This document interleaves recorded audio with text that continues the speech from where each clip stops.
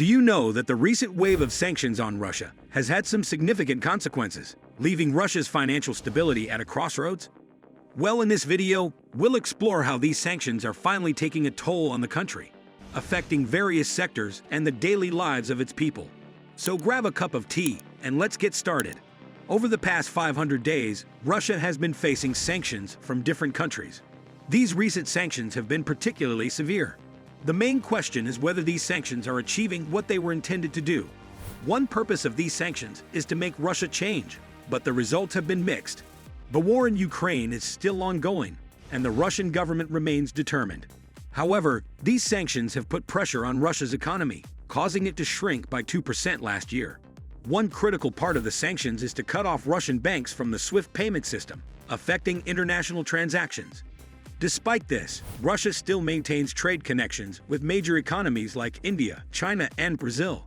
If the EU or other Western governments lifted these specific sanctions, it could lead to smoother global trade.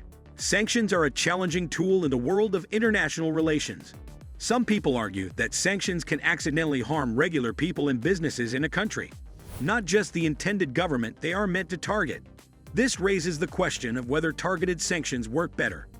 Targeted sanctions are a specific type of economic measures intended to influence a country's policies and behavior. However, their effectiveness is not always guaranteed. In the past, countries like Iran, Iraq, and Cuba have been subjected to targeted sanctions. But these actions did not always result in significant changes in their policies. A relevant case is when the European Union imposed sanctions on Russia, which led to the loss of its largest market in Europe. As a consequence, Russia had to adapt its trade strategies, heavily depending on China and India for sales. This shift in trade dynamics has posed new challenges for Russia, particularly in the oil sector, where it has to offer discounts and incentives to persuade these countries to purchase its oil. This situation highlights the complexities and unpredictability of the impact that targeted sanctions can have on a nation's economic and trade relationships. Despite Russia's attempts to limit information to the West, the Russian Ministry of Finance still shared some important economic figures with the world. In June 2023, we now have a clear understanding of how the economy performed in the first half of the year. Let's take a closer look at how these sanctions are affecting Russia's economy. We'll see how they impact the money they earn from oil, gas, and other sources. We'll also check their expenses and overall financial deficit. Additionally, we'll explore the state of Russia's reserves and national wealth fund. This will help us understand how these measures are influencing the country's financial health.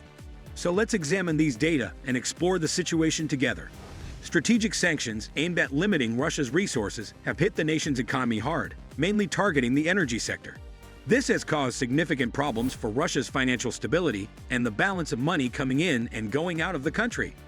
The value of Russia's currency, the ruble, used to be stable, but it's now getting weaker. This is because the country's tax income has been reduced and their savings are declining. Investors are unsure about investing in a country facing financial difficulties.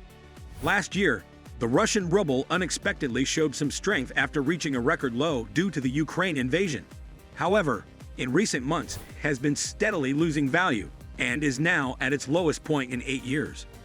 Various measures were tried to help the ruble, but its decline continued due to falling oil and gas prices and decreasing foreign currency reserves, putting more pressure on the ruble. An attempted coup by the Wagner Group further affected the ruble's decline, leading many people to convert their savings into foreign currency because they feared it would lose more value. The Russian government could have intervened to stop the fall, but they seemed hesitant because most of their budget revenues come from exports and foreign currency. This created political instability within Russia and made investors nervous, causing a sharp drop in the ruble's value. While the ruble's decline may not directly affect Russia's ability to wage war because of its domestic arms production and reserves, it does mean that the country has less buying power. This could make it harder for them to fund the ongoing war in Ukraine. Additionally, the falling ruble might also lead to inflation, which can harm the economy and make life more difficult for the people in Russia. Before we look at the figures for the energy sector, let's set the stage. Historically, oil and gas revenues have been the backbone of the Russian economy. In June 2023, Russia's oil and gas revenue was only 3.4 billion rubles, compared to the robust 6.4 billion rubles earned in June 2022. representing a significant 47% decrease for that month alone. However, the real concern lies in the cumulative figures for the first 6 months of 2023, where the total revenue from oil and gas sales was just 11.5 billion rubles, compared to the substantial 22.4 billion rubles recorded in the same period in 2022. This translates to a massive reduction of over 48%.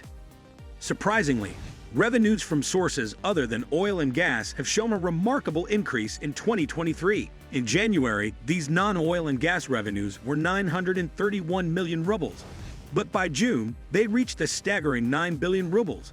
The cumulative figures for the first 6 months of 2023 indicate that Russia recorded non-oil and gas revenue of 28.7 trillion rubles compared to 27.2 trillion rubles in the same period in 2022, signifying an increase of almost 1.5 trillion rubles, or approximately 5.4%. On the other hand, in Russia's expenses, there is a concerning trend of a month-on-month increase in 2023. In June 2023, total expenditure reached just under 15 billion rubles, compared to 12.5 billion rubles in June 2022, representing a significant increase of approximately 20%. The cumulative figures for the first 6 months of 2023 show that Russia has spent around 55.4 billion rubles compared to 43.2 billion rubles in the same period in 2022, implying an increase of 12.1 billion rubles, or approximately 28%. The National Wealth Fund serves as Russia's financial safety net, holding reserves to cover international debt burdens and fund budget shortfalls. Over the years, the fund has fluctuated, but the significant increase in 2021 raised eyebrows. As of January 2023, the fund stands at $148 billion, accounting for approximately 8% of the GDP. However, due to ongoing losses and deficits, Russia has been heavily relying on its reserves, which raises concerns about how sustainable this approach is. In response to the crisis, Russia has launched a bold currency offensive, urging other nations to abandon the dollar. However, this idea is not easily achievable in a world that is cautious about risks. Well, from these data, we can say Russia is facing significant challenges because of the sanctions and the decline in oil and gas revenues. While non-oil and gas revenues have shown an unusual increase, they do not fully offset the losses in the oil and gas sector. As a result, Russia's economy has been recording consecutive monthly deficits, drawing heavily from its reserves. Now, what do you think may happen if these current trends continue? What do you think about these sanctions and their impact on the Russian economy? Do you think these sanctions will be effective? Let us know what you think in the comment section below. Also, don't forget to give us a thumbs up and hit the subscribe button for more.